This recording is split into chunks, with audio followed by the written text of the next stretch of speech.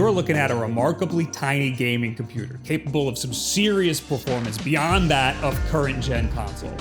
With both HDMI 2.1 and DisplayPort outputs, in some cases you can get beyond that 4K 120 frames per second that both the PlayStation 5 and Xbox Series X advertise on the front of their box. It is smaller than both of those consoles, even slightly smaller than the Xbox Series S. It is impressive how tiny it is for the power that it pumps out.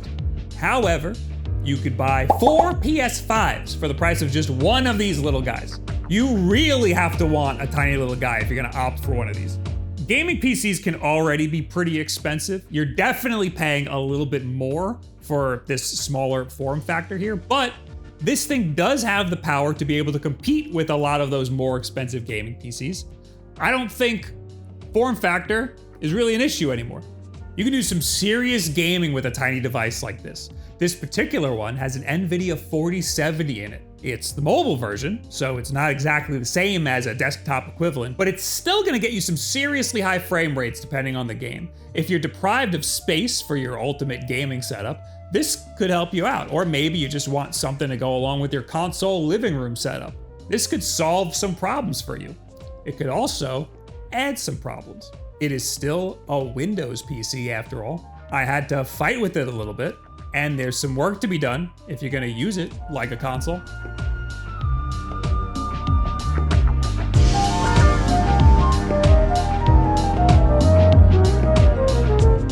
This video is sponsored by Factor. Got my meal plan shipment in. Oh yeah, me too. Is that dog food? What? No, it's my favorite new meal service, Food Shoots. Food Shoots! Hey, are you okay? What? Yeah, of course. Anyway, have fun making that.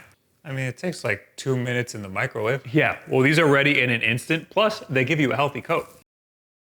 You know, you're not convincing me that that's not dog food. Was it the coat thing? No, I mean, they like give you a free jacket. There you go. What is that? Factor's fresh, never frozen meals are ready in just 2 minutes, so all you have to do is heat and enjoy. Skip the grocery store prep work and cooking fatigue. Instead, get chef-curated, dietitian-approved meals delivered right to your door. And they've got smoothies and juices and wellness shots.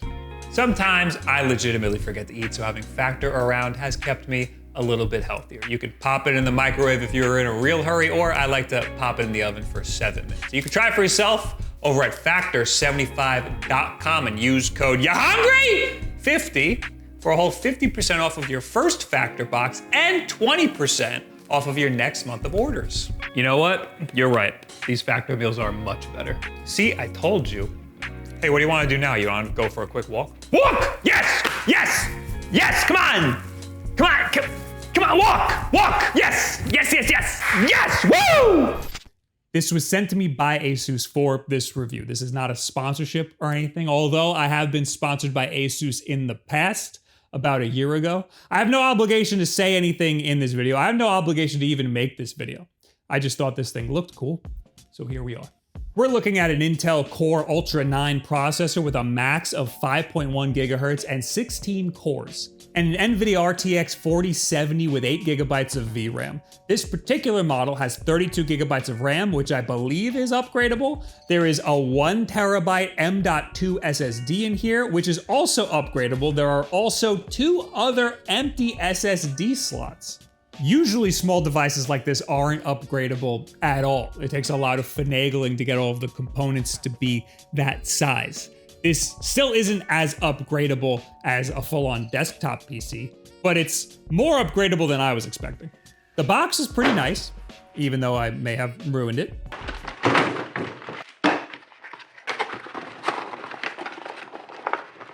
Is there nothing in here? Oh, there's nothing in there. I have no idea what these little cards are, and there's nothing online about them. The unit itself is impressively small and comes with this cool little stand. It is essentially a laptop with dimensions that resemble a modem. Its impressive size is slightly ruined by this absolute behemoth of a charging brick. And that brick comes with a laughably short AC cord. I guess this is intended to be as close to your surge protector as possible, because this brick isn't going anywhere else. On the front, this NUC has 2 USB 3.2 ports, a headphone jack, and an SD card reader, which is a nice touch. although it's only UHS 1, which is pretty slow. The back has 2 USB 3.2 ports, 2 USB 2.0 ports, an Ethernet port, an HDMI 2.1, 2 DisplayPort 1.4a ports, which is a lot of display tech that we can pump out of here. We also have a whole Thunderbolt 4 port, which means more displays if we really wanted.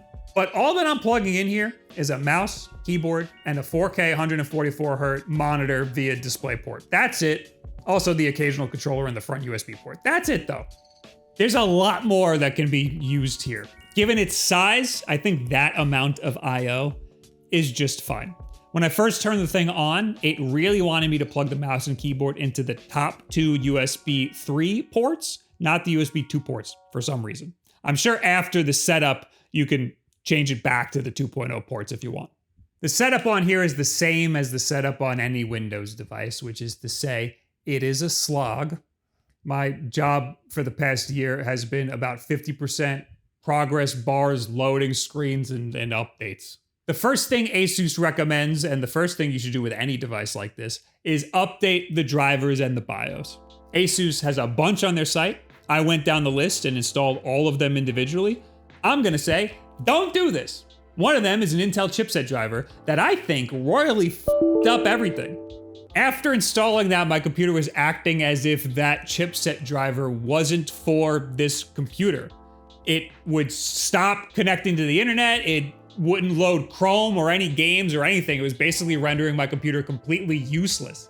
I've been having quite a bizarre experience with this. At first, we had all of those driver issues in the beginning, and now I decided to open Resident Evil 4 and open Call of Duty, play around in both of them a little bit so the shaders can compile and whatnot and everything smoothed out. And they both ran pretty decent. I was pretty happy with it. I wasn't really paying too much attention because I wanted to then restart the computer and try them again. And now they won't open. What changed? I have no idea. And now this is stuck at 80%. I'm just trying to get into the ASUS app to see what's wrong. What's going on here? Ignore all of those updates on their website and just download the pack that's at the top. Run the driver installation bat file and this will take care of everything except for the BIOS update. Do that too. If you just do these 2 installs, it's easy. I had to restore the whole computer in order to get it to run properly. And I'm not even 100% sure that that fixed everything. It just seems to be working fine as of right now. I started the restoration and it kept hanging up. So I let it run overnight, and when I came back in the morning, it looked like it restarted, but all my stuff is still here. So I'm not even entirely sure if it restored anything. Everything seems to be working fine, so I don't want to complain too much. I had a pretty bad experience with this thing so far, and I'm gonna blame the drivers. This is just a computer. So if your intention is to use it as just as a computer, all you have to do is those 2 driver updates and you should be good to go from here. Later on, I'd like to use this as more of a console-like setup in the living room, and that should be relatively easy to do too. But for right now, I just want to see how powerful this thing can be. The first thing I did was run the benchmark. I use 3D Mark's Time Spy test. I specifically use this test because it runs on Android and other low-power devices, so there's some consistency between all of the devices that I test. I've never actually watched this. It got just under 12,000. I'm not like that impressed by that score. The gaming handhelds get around 4,000 or 5,000, so this is a huge jump from that. But when you plug in a full-size 4070 Super using an eGPU, that score bumps up to 15,000. I shouldn't be expecting a full-size 4070 Super to compare to a much smaller laptop version of a 4070 regular, but I was expecting it to be at least a little bit closer due to those handhelds' slower AMD processor, the less RAM, the lower wattage, less power, and the bottleneck of Thunderbolt 4. So this thing is more powerful than a gaming handheld by like a lot, but I was expecting it to be like a lot more. I was expecting it to like blow those out of the water. Just like a handheld or a laptop, this NUC has different operating modes, which you might not know if you didn't read the review manual like I did. That's also where I found out what these little squares do. I figured it out. Apparently it's to change the logo on the side, so I 3D printed a Wulff Den one. Anyway, it's not immediately clear that this thing has different performance modes that you have to choose between. I didn't even know this thing had Armory Crate until I went hunting for it. I only found Armory Crate by going to the My ASUS app, and I just so happened to see this little tiny icon in the corner. And I only know what that icon is and what performance modes even are because I've used the ROG Ally before. Otherwise, I would be completely lost here. There are only 3 performance modes: Silent, Performance, and Turbo. It's set to Performance by default. Each mode gives you an extra 5 watts of TDP, maxing out at 85 watts, which is a lot of watts or not a lot, depending on how you look at it. I like to test these things using their maximum possible performance mode, so I had to redo that benchmark test at the maximum 85 watt TDP. And it didn't change much, if anything, at all. So I would just completely disregard the different performance mode. Unless you want this thing to be super quiet. You do hear the fan when it's set to the turbo setting, but it is very quiet. My desktop PC is way louder when it's struggling. And I've heard way louder handhelds before. I don't think you'd be too upset just leaving this on turbo mode just all of the time. Valorant performs pretty decent at 4K, getting close to 300 frames per second and dipping down to just under 200 when a lot is happening on the screen. This is all pretty normal. You can pop out a lot more frames if you lower the resolution. I know a lot of people would prefer to play this game with more frames and a lower resolution. This monitor is only 144 Hz, and I don't think I'm good enough to take advantage of the extra input latency bump a higher frame rate would afford me. Resident Evil 4 stayed pretty much locked at 80 frames per second at a full 4K, which looked really nice after this one big weird freeze that I had. I later turned on ray tracing just for the hell of it. The lighting and reflections do look pretty nice, and there's only a 10 frames per second drop in performance. It still performs well, but it does take up a significant more amount of video memory though, so I'm not sure if that trade-off is worth it. On PS5, in resolution mode, you can get 4K and it'll target 60 frames per second, but it'll usually dip lower than that. So this is a little bit of an improvement. Call of Duty performs pretty great. It defaulted to a custom setting that was getting around 90 frames per second, displaying in 4K, but only rendering in 1080p. Dropping it to just the basic settings, we're getting around 100 frames per second. So not a huge improvement, but it still looks very good. The comparison to PS5 here isn't really as cut and dry. There's a resolution mode that locks your frame rate at 60 frames per second, but the resolution is kind of dynamic, so it's not always going to be 4K anyway.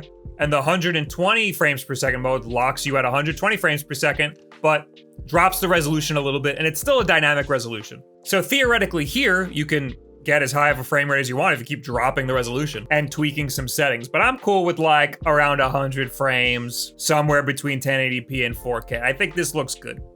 I don't think this will be replacing my desktop PC anytime soon. I mean, it's pretty cool, but I don't need anything this small. I don't need all of that extra space. My desktop is already pretty small, and it's mounted under my desk, so I definitely don't need that extra room. This also isn't much more powerful than my desktop, if at all. And that desktop is a few years old. It only has a 3060 Ti in it, and when I bought it in late 2021, it was only $1,600. So that thing is way cheaper than this and way older. I do think I'll be using this a lot more as like a console-like experience in the living room. Now, it doesn't need to be this powerful or this expensive for that environment. That would be way overkill for a living room computer. But overkill's fun. We like overkill here. As you can see, it fits pretty well with the other systems here. But it's still a computer. You still need a mouse if you want to do anything here. Sure, you can get one of these combination mouse and keyboard things that people use in like a home theater setup, and that'll be just fine. But I kind of want this thing to boot up and just work like a console that you can control with a controller. There are a lot of ways you can do this. The easiest is just by having Steam boot up when the computer boots up, and set that to open in big picture mode by default.